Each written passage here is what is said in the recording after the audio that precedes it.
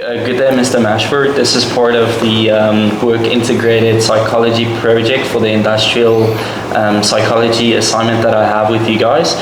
I'm here with Mr. Tony. We decided that for him, it would be best for him to stay anonymous. So the first question is, based off on the fact that most people have some sort of motivation to partake in work, would you guys say that in the situation that company Creative Digital is actually facing a situation that is not really circumstances that they can change a lot or mitigate around? So, Mr. Tony, based off on the fact that some of the blue-collar workers are complaining that they have to come in, and some of the white-collar workers would like to work from home, would you say that that is a circumstance that the business can actually change, or is it just what it is?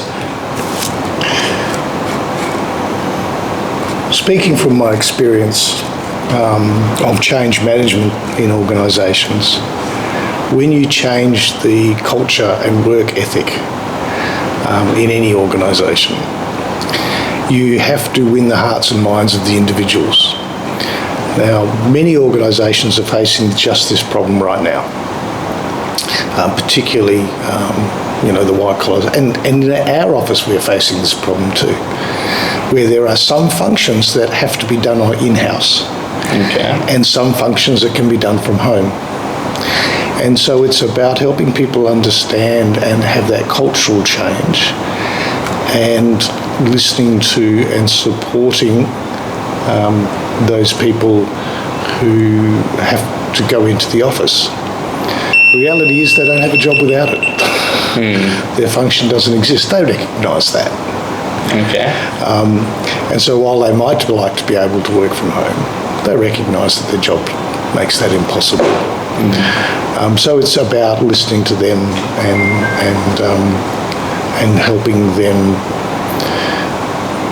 with any of the issues and the concerns they've got about being in the office. And you can make it easier for them in the office. So when you're giving something to one group of people, you have to look at opportunities to improve the work-life balance of the other group. So that they feel that they're also being looked after. Makes a lot of sense. Thank you very much for your answer, Mr. Tony. Okay, so number two, the second question is, the resource-based theory can be summarized in a way which it argues that a firm has heterogeneous assets available, whether they are tangible or intangible.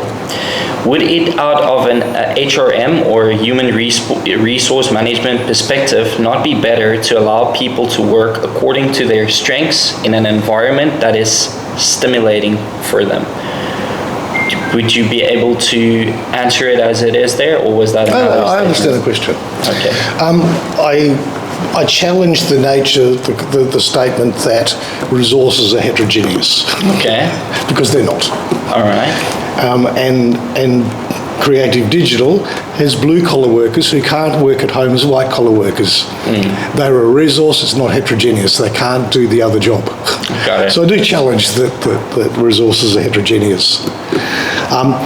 Quite clearly, people are motivated when they're satisfied with their work, and they're challenged but not stressed by their responsibilities.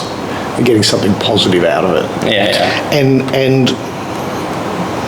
And changing people's roles and responsibilities so that they feel that they are continuing to grow, but they're gives a much better work-life balance. And in organisational theory or management theory, there's this point where you don't want your staff to be in their comfort zone because productivity actually falls. But you don't want them to be stressed because productivity falls.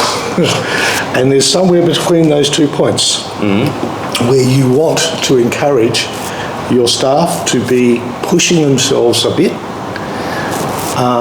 and getting satisfaction from that. So I would support that notion that people are happier being pushed to do more a little bit more in areas that they're interested in.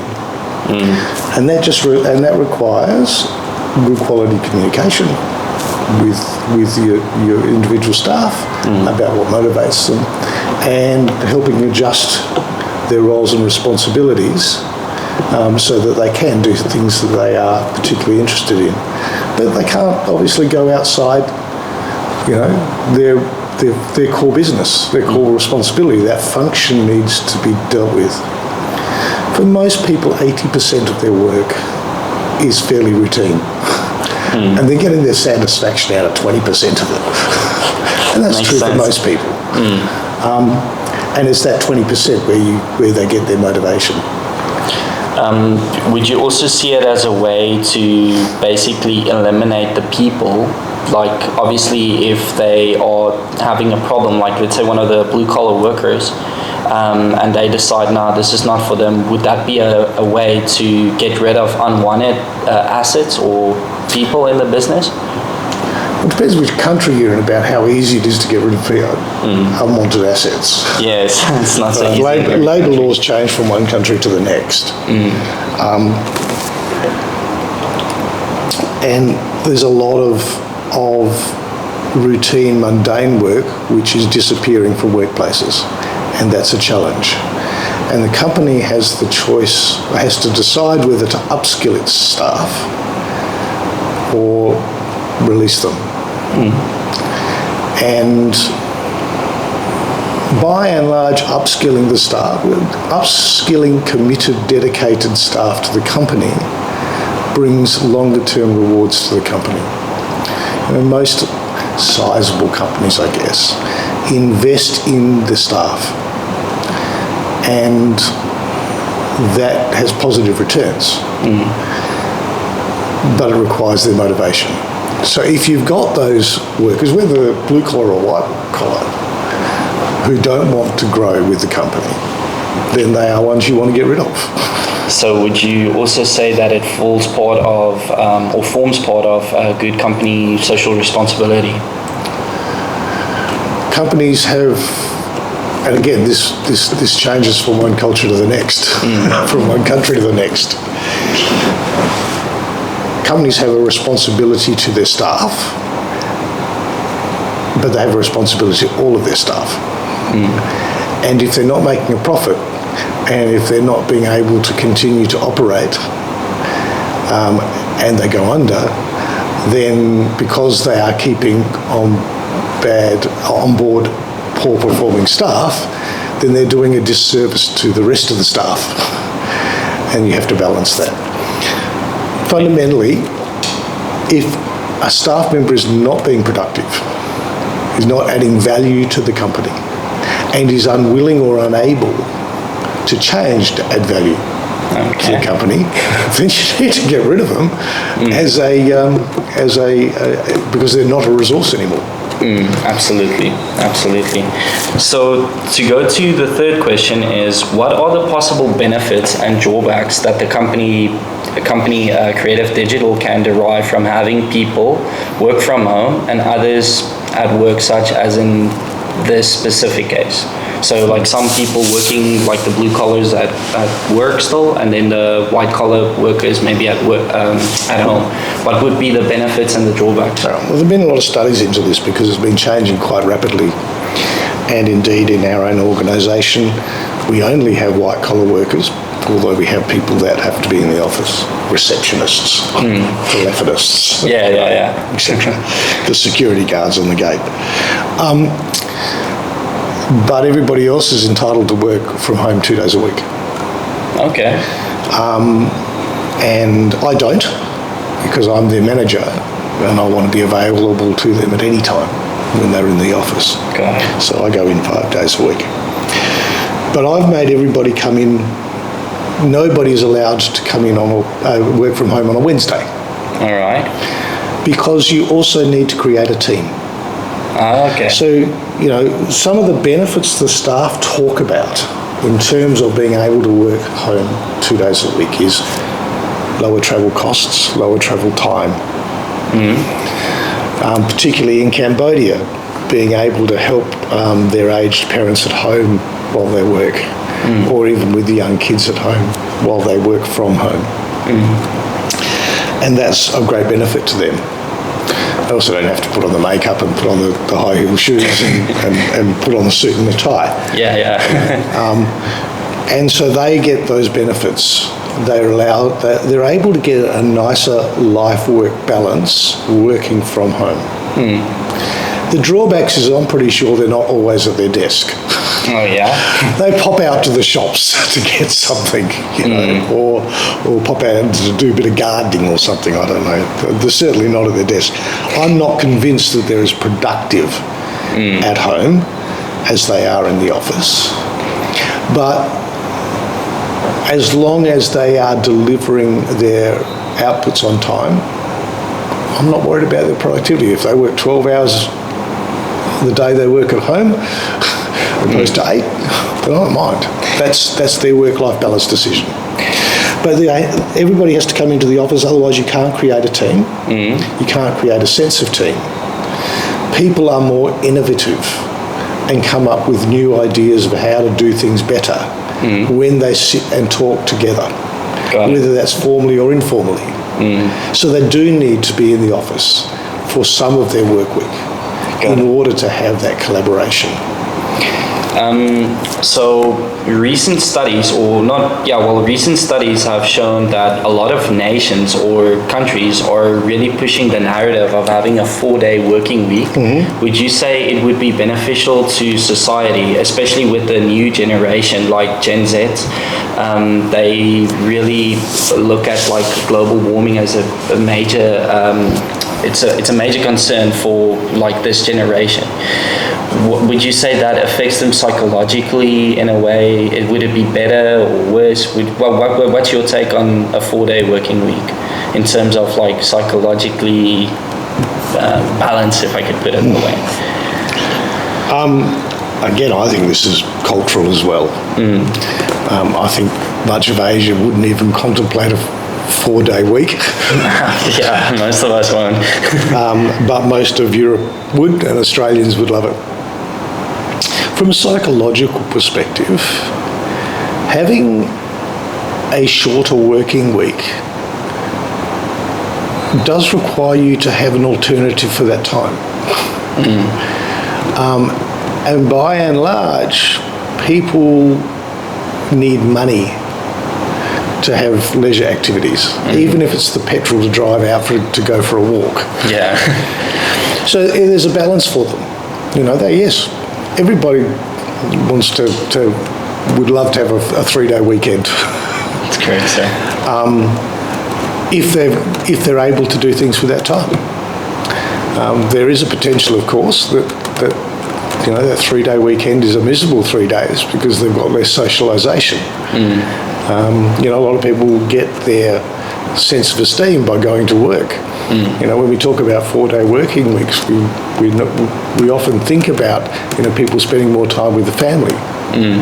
But what about those people that live alone? That actually get that sense of benefit from going, that socialisation from going to the office. So, you know, swings and roundabouts. From a psychological perspective, if you want a 4-day working week and your company is able to be flexible enough to give you a 4-day working week, then I think that's where the psychological benefits are coming in. Instead of working an 8-hour day, you're working a 10-hour day, and you're doing your 40 hours in 4 days. Got it. If your company can be flexible like that, then that's a good thing. So basically what you're saying is like cramming more into a day. So instead of like, let's say starting at 8 o'clock, maybe starting at 7 and finishing at like 6 or something like that. Yeah, but it's also, when I was growing up in Australia, all retail outlets closed at 5:30 and they were only open till 12 on a Saturday. Now all retail outlets are open, you know, 12 hours a day, 7 days a week. Jeez. So somebody's always working. So some companies this will work for, but then there are other companies that are service providers who are never going to be able to go for a 4-day week. From a company and from a sort of economic perspective, companies can't go for a 4-day week of 8 hours a day, i.e. a 32-hour week, and pay the same costs for labour, because their opportunity to sell their product, whether it be a good or a service, is reduced. Exactly. So you can't just say, "Oh, let's have a shorter working week at the same salary." What would you It's say? a productivity. You can if those staff create the productivity gain. So it's always about a productivity trade-off, isn't it? Exactly. It's obviously like when the shops close, they can't make money. That's basically When the what factory you're closed down, Yeah. it doesn't build its car or its washing machine. Exactly. Yeah. If you can produce the same output in a 4-day week at the same I cost, totally understand what you're saying. then that's okay. Yeah, it's actually the same thing in the end, kind of. But just, I want to work a 4-day week and get paid the same money and work 32 hours because that's a good life-work balance. In the end, will only drive prices up. Could you just explain to me why? The company will be less productive. Would you say it's mainly to do that because the shifts are longer? Is that why? No. If they do a 32-hour week, 8 by 4, 8 by 4, yeah. get paid the same amount of money, but only produce 80 refrigerators a week and not 100, Yeah, then those fridges become more expensive. yeah, exactly, yeah. Because the supply can't keep up with the demand and stuff like that, right? Well, supply costs. Wow, this is solid gold. I really like this. Can we go to question 5? So, okay, so will the contingency theory be a good fit for this particular situation? The contingency theory referring to promoting employees based off on their behavior towards certain changes within the company. So once again, with the blue collar situation, I mean, I would love to be a white collar worker in this situation. Would you say it would be a good strategy to maybe promote a person due to maybe their attitude being very well to motivate the others? That's basically what the contingency theory is in a very simplified explanation. What would your strategy be in this situation? Having been a blue-collar worker and a white-collar worker, the theory assumes, again, heterogeneity of resources, and that's not true. I'm a fitter, I was once a fitter and machinist, blue-collar worker. Got it. Tradesman, yeah. I couldn't go off and be an engineer. I don't have the skills and knowledge. I don't have that capacity. So and one of the things we see a lot in every country is that people are more interested in doing white-collar work than blue-collar work. There is unskilled blue-collar work and there is unskilled white-collar work. And from that perspective, yes, I agree with that theory, that if people are motivated and there is an opportunity for them to move from blue-collar work to white-collar work, then that's a good thing. But that's at the unskilled level. I see what you're saying. You can't have people moving from blue-collar work to white-collar work that they do not have the skills, experience and knowledge to undertake. Exactly, because obviously being in the white-collar section, it involves more strategic, long-term thinking for the company, which they would lack. Or just requires the knowledge of being an economist. All right, if you don't have an economics degree, you can't go and work as an economist. Yeah, you can't. You can't. It's a skilled profession. What we are seeing across many developed countries, of course, with this desire and push to be a white-collar worker, skilled or unskilled, supply of blue-collar workers is declining. Most countries now are having to import skilled labour. And skilled blue-collar labour is becoming much more expensive. So, for example, in my country, plumbers get paid significantly more than, middle-level management. I really heard this story about Australia. I now I'm hearing it from an Australian person, so for anybody that's going to be watching this interview, maybe we should go be a plumber. Get rid of your economics degree and go be a plumber. Yeah, maybe we should consider doing that.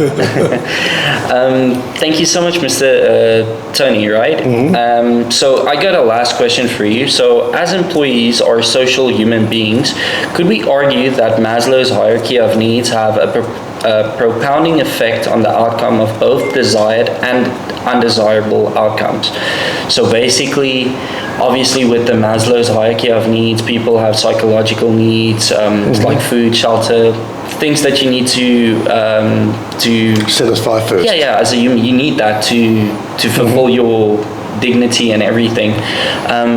But obviously there are desirable outcomes and undesirable outcomes, such as in the case with company Creative Digitals. What is the profounding effect on that? Could you maybe put something in there for me? You are in the best country to ask this question. Yeah. When you look at Cambodia's history, this was a country that didn't have shelter, didn't have food, didn't satisfy the most basic of Maslow's need hierarchy. Yeah, they couldn't supply anything. The people 40 to 50 years and older who were children during the Khmer Rouge were taken away from their families and put into child camps. And women were put into women's camps and men were put into men's camps. And all had to do agricultural labour. So those are both the higher order Maslow's needs and the lower order of Maslow's needs, like the need for psychological stability and family and connections, were taken away entirely in the Khmer Rouge time. And as people have come out of that and they have reunited with their families, the ones that were not killed, their needs to satisfy those lower order psychological needs only came into existence or prominence as the community and the society and the culture got back together. So you've seen a transition there through all of Maslow's needs hierarchy. So it changes. So it's not right to just assume that the top set of needs can be satisfied. I think that when you're working, you come from South Africa. Yes, sir. You're working in Cambodia. You've visited other countries, developed countries. I have. And you yourself have seen how important those higher order of Maslow's need hierarchy is, and how the lower order psychological needs can be put aside to satisfy the first ones. You see that in your own country all of the time. Absolutely, I do. Now, for Creative Digital, yeah. all right, which we're going to assume is a developed Western country company. Yeah, it's developing. The need to satisfy those lower order things by work from self-esteem, role esteem, social interaction, that you get in a work environment and are important for people's well-being, happiness and productivity is important. And so, modern companies that are not sweatshops and slave labour, do focus on on the well-being, the psychological well-being of their staff and how to best help them address any of those psychological deficiencies. My own organisation has in-house counsellors. They have, training sessions on how to de-stress. Oh, wow. All sorts of things. Well, it's a company of 6,000 employees. It's a big place. Okay. Yeah. I won't ask you because obviously it's confidential, but if you don't mind saying, you can say, but if you don't mind stating where you work, it's totally cool. All right, that's fine. I work for the Asian Development Bank, which is a multilateral development bank like the World Bank. We help governments in the Asia Pacific region with resources and human capital and money to meet their development aspirations. So we do education projects, agricultural projects, water supply and sanitation projects, rebuild roads and bridges. Wow. So we've got, here in this country, we've got 31 projects. Geez, okay. Pretty cool. Thank you so much for sharing all of this information with me, Mr. Tony. This was really informative for me, and I'm pretty sure everybody else that's going to be watching this Work Integrated project will obviously take a lot away from this amazing interview made possible